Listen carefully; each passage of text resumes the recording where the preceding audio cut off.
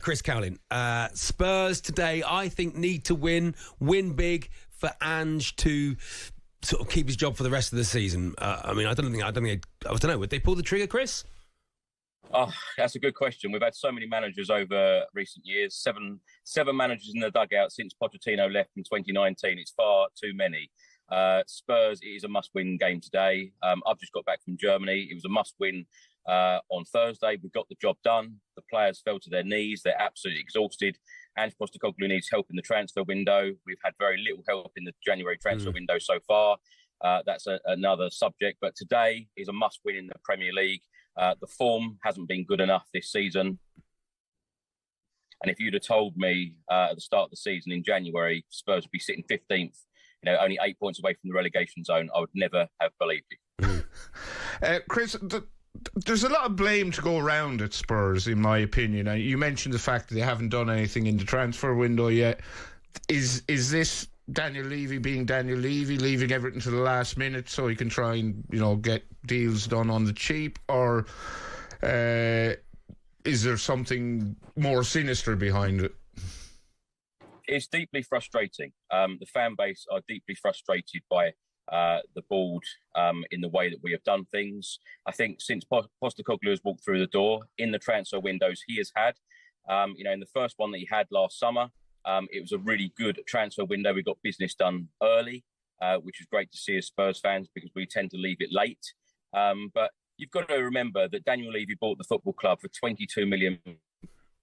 And now the football club is worth near £4 billion. He's delivered a great stadium, he's delivered great training facilities, but the main focus for the fans now should be on the pitch. We should have a world-class, team. We should have world-class players coming off the bench. Will Postecoglou get the players in that he wants in this January transfer window? That is the big question. But if we want to move forward as a football club, the board need to do things in a different way, in my opinion. I'm just going to stop you there, Chris, because Sam Allard has got today's team news. You can join us on this as well. Hello, Sam. Yes, it's two changes, Charlie, from the team that won Hoffenheim on Thursday for Spurs. No surprise, Kingsley comes back in goal for Austin. No James Maddison in the Spurs squad today, so Sarr comes in to the midfield. So it'll be Kingsley in goal. The back four of Porro, Dragushin, Gray and Davis. Bentancur, Bergvall and Sarr, the midfield three, with Kulusevski, Richarlison and Son, the front three. As for Leicester, they could equal club record of 8 successive league defeats if they lose today. They're 2 who drift to safety and with the worst goal difference. One change from the team that lost to Fulham last Saturday. Decordova-Reid comes in for Mavididi. So it's Stolarczyk in goal, Justin, Vestergaard, Fast, Christensen the back four, Winks and Sumare the midfield two, Decordova-Reid, El Khanous, Ayew will support Jamie Vardy in attack. Spurs-Leicester, 2 o'clock kickoff. And Ollie Klink is at Selhurst Park and has the Palace-Brentford lineups for us. Yeah, it's Crystal Palace who make one change from their win over West Ham last time out. Jefferson Lerma returns from injury with Daichi Kamada dropping to the bench. The new man from Millwall, Romain Essa, is among the subs too. The Eagles absolutely flying at the moment. They're looking for their 3rd league win on the spin. Meanwhile, Brentford also make just one change from their late loss to Liverpool last week. Kevin Schade comes in for Yehor Yarmouk. The Bees aren't in the best form and pretty dreadful away from home. Only Southampton have less points on their travels this season. Here are the lineups in full for Palace. It's Henderson Henderson in goal, Richards, Lacroix and Gahey in a back three. Munoz and Mitchell are on the flanks, with Hughes and Lerma in the middle. Sarr and Eze are in behind Mateta up top. As for Brentford, it's Flecken in goal, Rorslev, Collins, Vandenberg and Lewis Potter at the back. Norgard and Janelt sit in midfield, with Mbermo, Damsgaard and Schade ahead of them. Johan Wisser is the man up front. It's a London derby at Selhurst Park. It's Crystal Palace against Brentford. Thank you, Ollie Klink. Chris Cowlin from the Spurs chat. I think that lineup sort of sums up your season so far, doesn't it? It's the only players available. It does. I think the team picks itself at the moment. Ange Postecoglou has had so many injury problems since he's arrived, not only last season, but this season in particular as well. But it is great because we've seen the likes of Bergvall and Archie Gray really step up.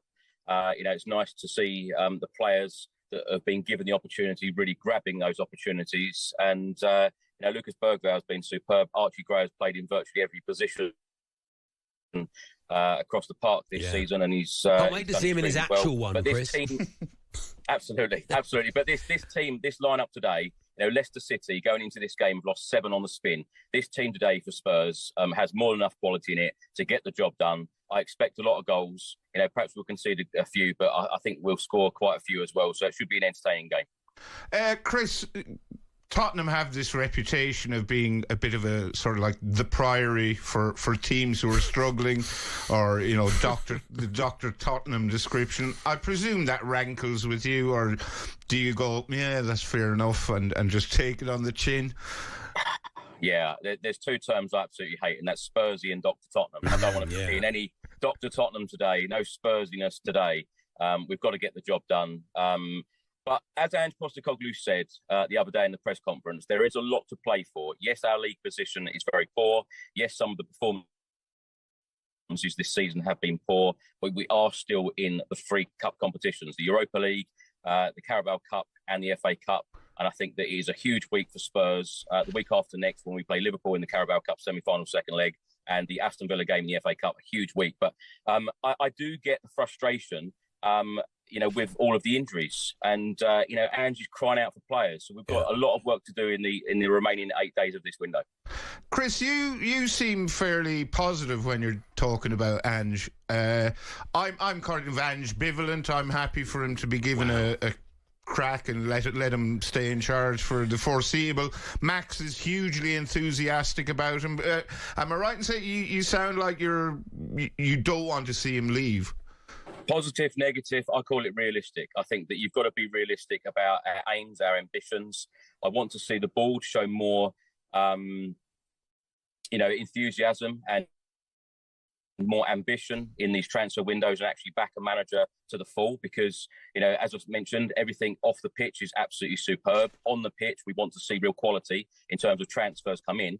When you hit that major reset button with Ange Postecoglou coming in and Harry Kane being sold, you need to do things in the right way, and you need to bring the players in. Now, I'm not just saying that we need more signings because we've had all of these injuries. I actually said this in the summer. I don't feel like there is enough depth there to challenge, because us Spurs fans want to see us challenge for the highest honours. We want to see us challenge for the Premier League title. We're a million miles away from that at the moment. Yes, we've had a lot of injuries, but you've got to look at the transfer strategy as well. We're 25 days into the transfer window. We've signed a goalkeeper, when the manager is calling out and crying out for help. So with Ange, when it works, when his football, clicks and it really works, I tell you what, it is hugely entertaining. I think we are the most entertaining team for the neutral fan when Ange ball, really kicks in. But I genuinely believe and think that he hasn't had a fully fit squad for a good run of games. So it'll be interesting to see Ange Postecoglou's football when he's got a fully fit squad on a consistent basis. Chris, you've been brilliant. Have a great day today. I think you're going to win the game. If I'm honest, I think you're going to score 4 or 5 goals. Thank you. Have a great day. Chris Cowlin there from the Spurs Chat podcast. Yes, you can listen to all the goals as they go in following us, the Sunday session with Sam Matterface, the Premier League.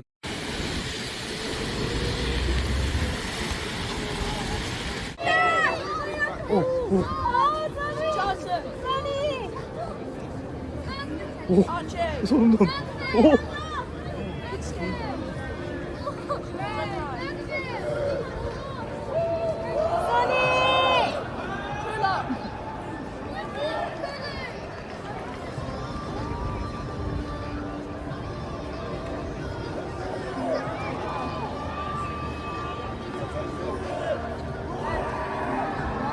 저렇게 땡깡 치료 되는 거가.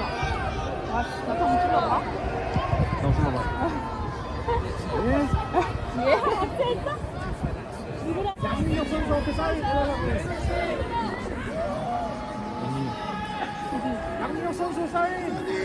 저희가 사인을 내기. 양민혁.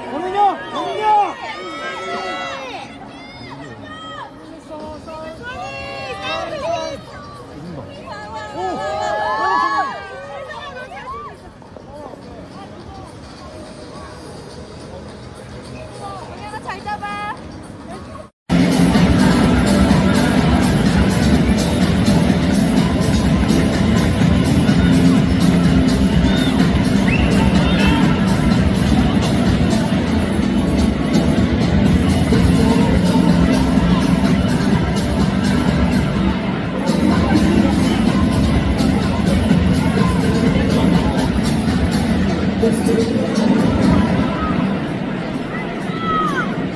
Okay, right.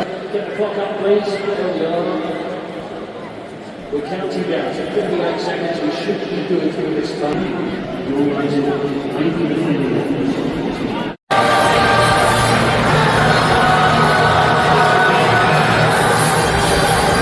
Harry Woods. Number 19, Vardy. Number 11, Bilal El-Khanousi. Number 14, Bobby Vestergaard. And 24, Volkari Samare. And the Spurs lineup. Led by Postecoglou, in goal, number 31, Anthony Kinski. Number 23, Pedro Porro. Number 6, Radu Dragusin. Former player Gary Brooke last weekend, following a lengthy battle with illness. A two-time FA Cup winner during over 100 appearances in our colours, Gary will be sadly missed by all who knew him. We are now joined at pitchside by members of his family and former teammates as we observe a minute's applause that will start and end on the referee's whistle.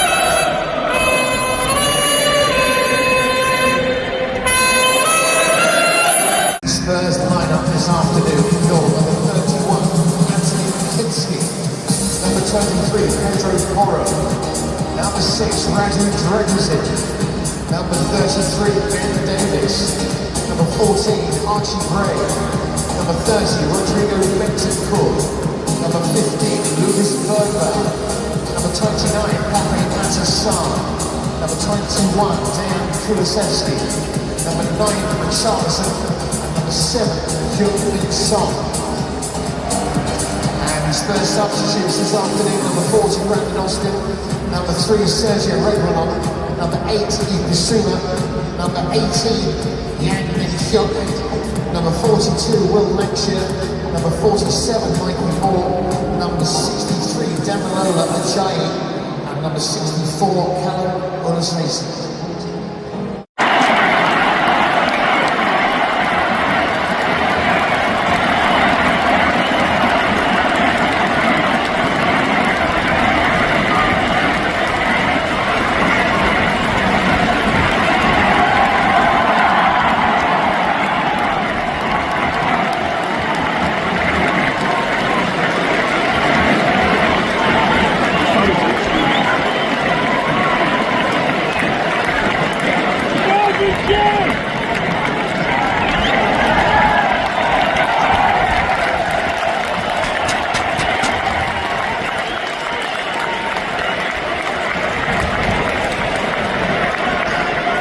First goal for Spurs, scored in the 33rd minute from number 9, Richarlison.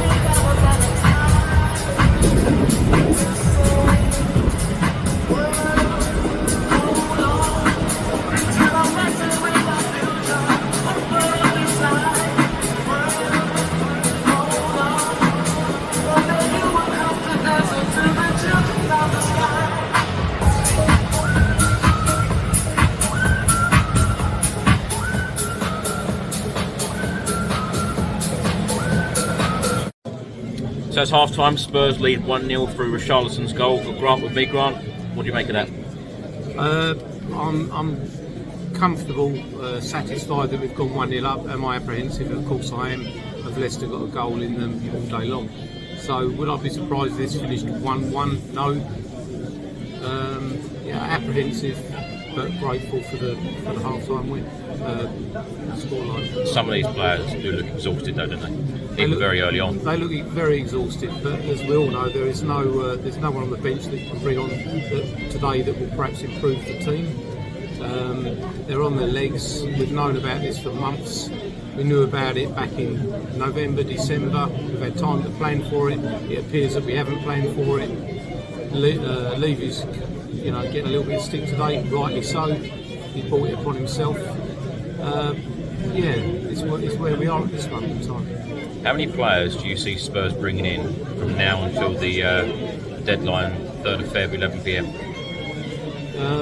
My expectation before this transfer window was that they'd bring 3 in. I'd be surprised if they didn't bring anybody in. Let's reverse that. I would be surprised if they brought a player in now. I don't know what to think now. I don't. What would put a smile on your face at the end of the season? Surely lifting a trophy. Is it realistic? Well, I said a few podcasts ago that we'd win the League Cup. I maintain that. If I had to pick one, it would have to be the Europa League. There's a chance. There is a chance, but it's wishful thinking. You know what I'm hanging on? We used to say, we win something with a 1 in a year. Now it's Postecoglou's 2nd year in charge. That's what I'm hanging on to. So, that's an optimistic grant for you. Grant, enjoy the second half. Come on, you Spurs. Thank you. Sorry, everyone. Come on, you.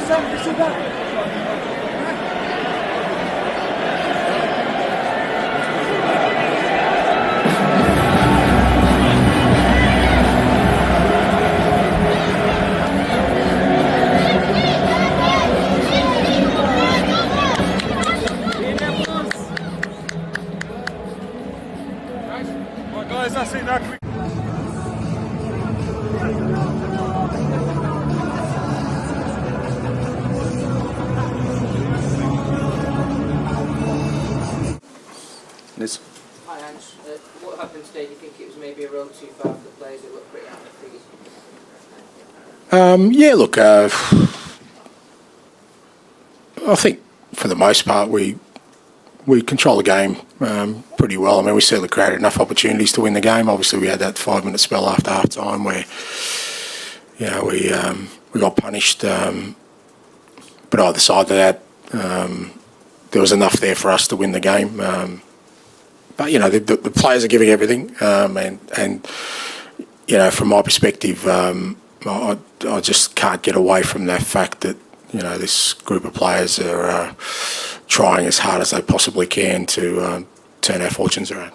Have you sort of convinced people to sort of forget the table and look at the problems you have and sort of factor that in? It doesn't really kind of come into my consciousness about trying to convince people. I think, you know, I've been around long enough to know that some will just judge on where we're at the moment, and rightly so in some respects, and it's not good enough. If people want to sort of put context to that, they can. If not, so be it. But, you know, from my point of view, I think I'm still sort of very much stuck on the fact that the players are just giving everything they can. You know, they did on Thursday night, they did tonight. You know, there's probably at least 2 that shouldn't have been out there, but they were just, you know, desperate to try and, like I said, turn our fortunes around. Now, you know, hopefully over the next sort of 10 days, 2 weeks, we'll get some significant players back, which I think will help this group a lot and give them the boost they need. And you know, we've still got some fantastic opportunities this year to make an impact for the second half of the year, and you know, I'm sure that'll happen. And on 54 minutes, you took Chants and not the 2-1 down, presumably because he's been injured, recovering, looking after him. But given the situation that the team were in, He was feeling his groin, mate. He should have come off at half time, but he wanted to give another 10 minutes, and I could see he wasn't running well, so that's why I took him off. You said that, you know, another 10 days, 2 weeks, players coming back. With respect, do you think you'll get that long? Me? Oh, mate, who knows, mate? I mean, who knows? I reckon there's probably a fair chunk that will say no, but I can't, like I said, I can't, look, it's, you know, when you're a manager of a football club, it's a very kind of, you can be very vulnerable and isolated. I don't feel that. I really feel like this group of players, not for me, but they're giving everything for the club. I've got a group of staff that's really committed, so I kind of focus on that. And, you know, my role within that is, like I said, to try and support these players. You know, I think I can even see in training that when, you know, the guys who are coming back come back in, it's just going to give everyone a lift. And as I keep saying to the players, there's still a fantastic opportunity this season to really make an impact, and I know we can. But in terms of your question, well, what is there anything I can say about that is going to change anything that I need to do tomorrow morning? Nothing. And the fans are understandably sort of frustrated. Yeah. It feels like they want to blame someone. It's clear who they were blaming from the song. It wasn't yourself, but the players. I mean, yeah, I know, but I don't know. Look, but I mean that's part of it's certainly something I wanted to try and do, and when I took on this role, is try and unify the club and sort of create an environment here where we're all sort of focused on the one thing. And obviously, it hasn't worked out that way, and it's understandable that like I said, the fans, are not happy with our current sort of situation, and it's a difficult one to kind of navigate, because we need them right now to, especially in home, to create an atmosphere. I mean, it wasn't that long ago we played Liverpool here, and it was a great night, and everyone was sort of focused on the one thing. But like I said, the one thing I do, like I keep saying, and I think it's important to acknowledge, is that the players are giving everything for this club, and I think that's something that needs to be kind of acknowledged by everyone. Just finally from me, you couldn't name a full bench today. No. I know talking about transfers is a bit silly in these situations. Is this a big week now? We've got 1 week of the transfer window. Is this going to be defining to happen? Look, I don't know. Look, I've said all along, it's the players need help, and I've also said I know the club's working hard, but in that area to try and alleviate some of those problems, because Pape Sarr shouldn't have played today. He obviously wasn't fit, but the players are going out there and giving everything they can, because we can't call off games. We've got another game in 3 days' time, that these players have to front up for. And like I said, the injuries situation will ease, and I'm confident that'll sort of help us. But, I think, even sort of one more player coming in just in the short term would give us at least an opportunity to navigate these sort of last sort of 10 days, 2 weeks of, what's been a really hard slog for this group of players. As you say, you don't feel isolated right now. We already asked you about throughout this period. Do you speak quite regularly with the chairman? What's the sort of dialogue? Does he let you get on? Yeah, no, I don't really speak regularly to him. Like he sort of lets me get onto it. We have sort of regular contact, and particularly sort of through this January period, there's always regular contact. But that's not what I'm talking about in terms of. I'm just saying that, I come into the club and I just feel like everyone, players and staff, are still very much united in the belief of what we're trying to do. And I don't kind of feel like I'm really sort of trying to convince people about, even at this moment, what we're doing and where we're heading. So that's where I kind of get the solace to say, well, okay, well, I still believe in that. We can sort of, because I keep saying I still think there's an opportunity, and I really believe in this group of players. I think, even today, what I asked of them, I still thought some of the performances were outstanding, considering what they've been through. So that's all, to me, that's all positive. But ultimately, the fact that we've lost another game of football means that the focus is on that.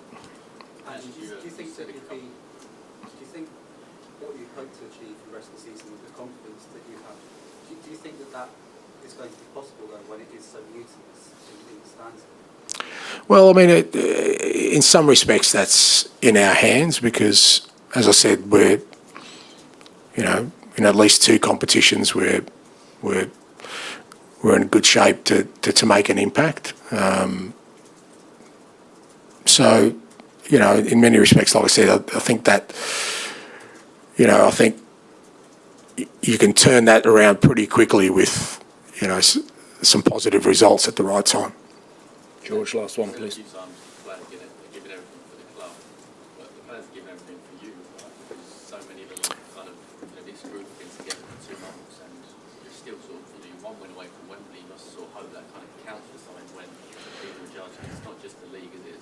Yeah, look, George, I mean, like I said, I have felt all along that the players are still very committed to what we're doing, and that's important to me because, I firmly believe in it, and, I really believe that, this is probably as low as we've been so far this year, that I still think that in these last 3 months we could do something really special. And I think that these players believe that. But right now it's very hard to kind of visualise that when you think of the current circumstances we're in, where, you just have to look at our absences today, and they'll all be back. I mean, even sort of missing Matters today. I mean, he was so good the other night. All these kind of little things that are kind of not allowing us to get any momentum, I'm sure will change, and when they change, I'm really confident that we can make an impact. Okay, thank you. Thanks. Rob? Ruth, what did you say to them at half time to get that reaction in the first 5 minutes of the restart? I think the players continued what they were doing in the first half. I think that we got 1-0 behind, but we were playing well. I said that before in previous games, but I saw today a team that were 1-0 behind, but we weren't affected mentally. We got the ball, kept playing, created the James Justin chance, and in half-time the players were calm. They knew the game plan was going accordingly. We had chances, and we wanted to push and start the second half really well, which they went out and did extremely well, to be fair. It's been a tough week for them. You said it talked about accountability. Did we see that in that second half, that desire to put their body on the line, get the ball out the net? No, I reacted on accountability on last week's performance, where I raised my voice to players. So I said, I'm there to hold players accountable. I felt that today players reacted in a great way, playing really well, on the ball, off the ball. They were really improving, especially off the ball. The way our back four was helping to push the sixes in midfield, and our wingers higher up really was important today, and very happy with this performance. I noticed as well that you didn't play out from the keeper as much as you usually do. You went quite long from goal kicks and out of Jacob's hands. Was that deliberate tactic today? It was, especially on goal kicks, to look at target and go from second balls from there. Other than that, from open play, we said we planned the game to play out from the back, to play with our fullbacks and our midfielders, and I think they did really well in that sense as well. What are you hoping this victory can do for morale? We enjoy this moment. We were looking for this moment. The players, they were training every week to show what they're capable of. They did, but the results weren't there. So this was a real good feeling to celebrate an away win at Spurs, especially. It's a tough place to come to get 3 points for us. Do you feel relieved, Ruud, because of the way the results have panned out? I believe in what we're doing. So in that sense, I'm not relieved that I'm surprised that this team is capable of doing these things. In the sense of the results, yes. After 7 losses, you and all the work that's been put in, and all the emphasis on development and good performances without points, then the win was needed and very welcome. It may not have felt like this necessarily from your point of view, but there's been a lot of talk about the lack of transfers, the results, these moments where you've had to raise your voice, things like that. A lot of talk about being a crisis at the club. Does this help dispel that? No. For a week? No. Do you expect there will be just noise? Yeah. Around the club? Yeah. Of course. It's not going to disappear all of a sudden with a win. And we are a football team. We are focused on getting better on the training pitch, do our jobs, play at the weekends, and do the best we can to be able to achieve our right to play in this league, which will be very tough as a promoted side, as I emphasized before.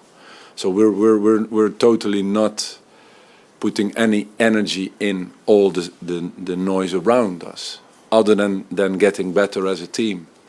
So a loss or a draw or a win will not change the environment. 25th of May, we want to be somewhere, and that's what we're working for. You brought Bobby Reid into the team today. I think it was his first start under you. What was the thinking behind that, and also what did you make of his performance? I think Bobby, the character that he is in our team, the importance of the leadership that he gives to this team and the club, his experience has always been vital in the whole period that we're working together. And every day he's at it. He's training. He's he wants to improve every day, and I saw that, and I think for me it was an important moment to put him in the team to reward that attitude, and I felt he was ready to help the team and play and lead, and he did in a fantastic way. And not only the 2 assists, but also the way he was defending and helping the team getting in the best positions we could. Last one, if you wouldn't mind.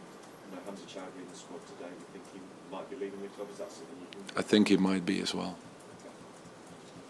I'll ask about Samari today. Was that his best performance for you? No, I think he's in line with the performances of the other weeks. I think he's been exceptional right from the beginning that we started working together. It's in line with his previous performances because they were all outstanding. It's quite congested between yourself, Wolves and Ipswich, and there's a gap to Everton and Spurs. Do you think it's likely there's going to be a battle between the three of you, or do you think there's still a chance that teams above you can be brought into this? No, we're not looking at the table so much at this moment because look at it at the end of the season. Things will be decided. We have to focus on improving, getting better, getting fitter, getting a better team in and out of possession, the way we want to play. And that gives us the most chance to win as many football games as possible. And then in the end, we will compete every week with one opponent to get the best out of, to make the most of it and earn points. And that's our task, not the table at the moment or who we are competing with or not. Ruth, a few weeks ago, Enzo Maresco, your predecessor bar one, said that he thought Jamie Vardy would still be scoring goals at 40 years of age, and said he would pick him ahead of Harry Kane. Having worked with Jamie for a few weeks, do you think he might be scoring goals at 40? Well, if I look at now, it's difficult to look in the future, but if I look at a 30-year-old striker in the Premier League, who is performing like he is, and his fitness levels, his intelligent movements, also it's in and out of possession. And the leader that he is for us, it's remarkable. And the way he looks after himself, for me, implies that he can carry on. He can carry on for a longer time. Okay, guys. Thank you. Thanks, guys.